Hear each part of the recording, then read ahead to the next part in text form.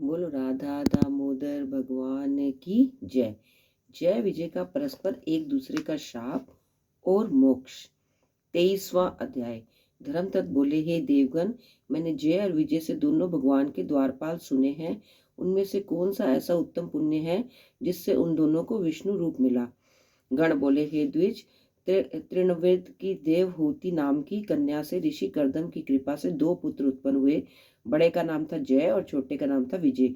उसी देवहूति से योग शास्त्र से पारंगत योगी कपिल देव जी हुए। जय और विजय ने अपनी पूरी इंद्रियों को की वृत्तियों को विष्णु की भक्ति में लगा दिया और जिससे वह दोनों बड़े धर्मशील हुए।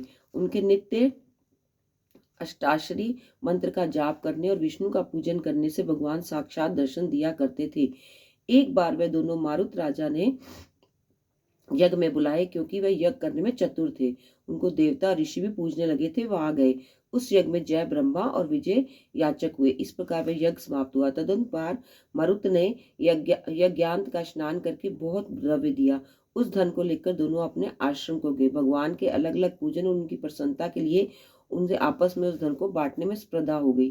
तब जय ने कहा कि इस धन को में से हम लोगों को समान भाग करना चाहिए। विजय बोला, जो जिसको मिल रहा है वह उसी का ही है।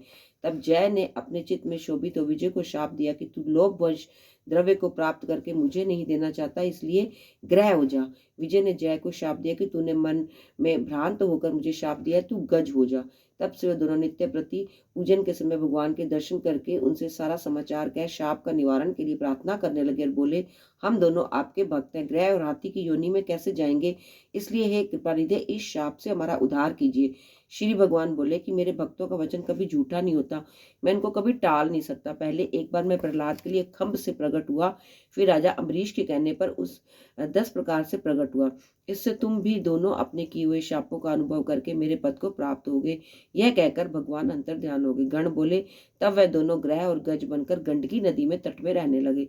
दोनों अपनी पूर्व कथा याद करने होने के कारण इस योनि में भी भगवान का नियम आदि करते थे।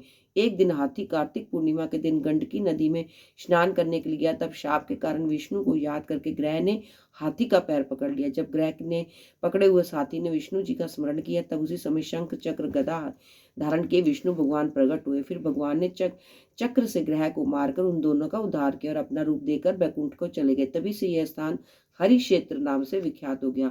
भगवान के चक्र लगने से वहां के पत्थरों के चिन्ह हो गए, जो अब भी दिखते हैं। हे ब्राह्मण, जिसको तुमने पूछा सो ये दोनों जय विजय नाम से लोग प्रसिद्ध हुए, विष्णु के प्यारे द्वारपाल हैं।